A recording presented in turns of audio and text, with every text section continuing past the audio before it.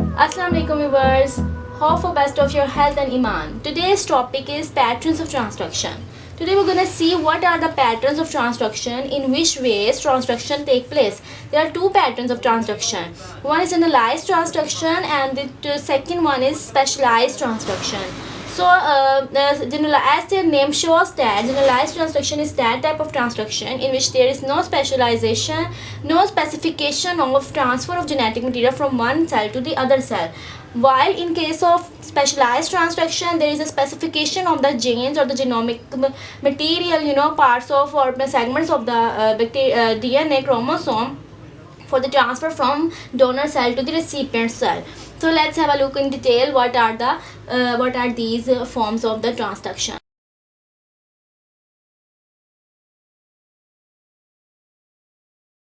We're gonna discuss first of all is generalized transduction. Number one, in this case, is that type of the transduction in which you see the fragments of the DNA.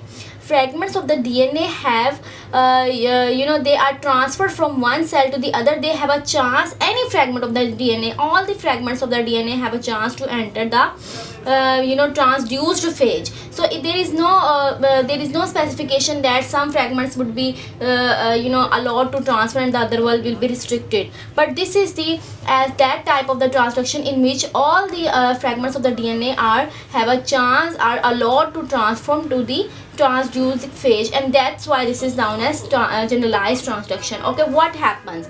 The viral genome, when viral enzymes they hydrolyze, when viral genome or bacteriophage enter the cell, the viral enzymes they take over the bacterial chromosomes and they break down the fragments of the bacterial chromosomes in many forms. Many segments are produced from a bacterial chromosome with the help of viral enzymes. When many segments or the parts are produced from the bacterial chromosomes, then they are allowed to transfer into the phage cells, phage DNA. So the phage DNA, in this case the viral DNA is not associated. There is no role of the viral DNA. Just the chromosomes or the DNA of the bacterial cell is broken down into many pieces, and then these fragments are allowed to pass out to the phage head. When the transduced phage these are known as transduced phage, in which the bacterial chromosome is integrated. So in this way, at the time of the assembly of the phage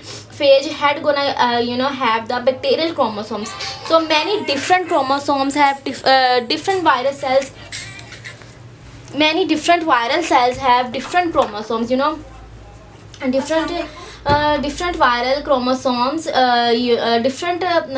bacterial chromosomes, they are integrated into the viral genome, and in this way the phages which are produced, they are that type of phages in which have the different bacterial chromosomes. Every phage have different part, every phage have different fragments of the bacterial chromosome, and in this way when these alternated, these modified phages infected the bacterial phage, they're gonna transfer the different parts of different chromosome to the recipient cell. So in this way generalized transduction take place, that any part of the prophage is allowed to transfer to the phage head, and in this way many transduced phages are produced with different characteristics or different chromosomal fragments. So in this way generalized transduction takes place.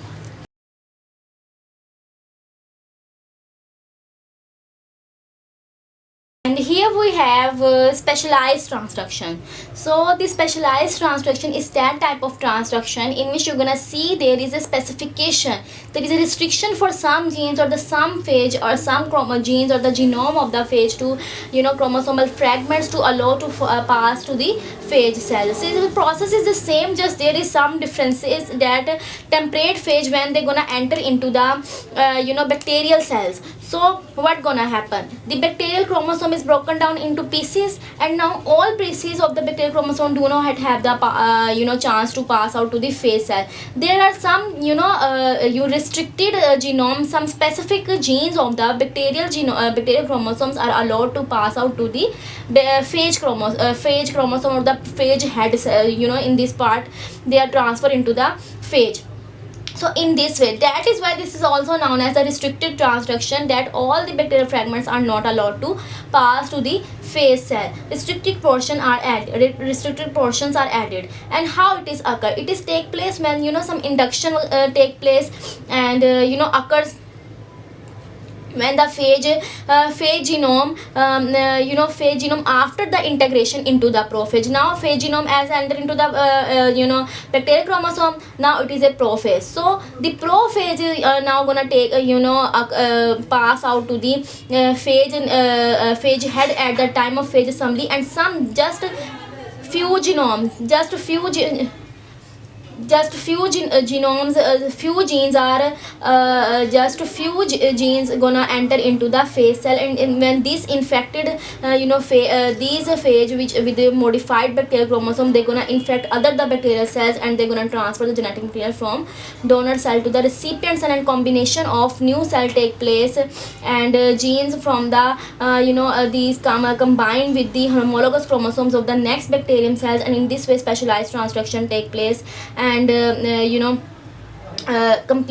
this phase is this specialized transduction, it is studied in the lambda phase of the E. coli. So in this way specialized transduction take place, that specific fragments are added into the new phage assembly for new hedges. So this was all about the patterns of the transduction. So I hope it will be helpful for you. Thank you so much for coming on my channel. Don't forget to like, share, subscribe and comment, and make sure to follow me on Instagram. Bye bye. Allah Hafiz.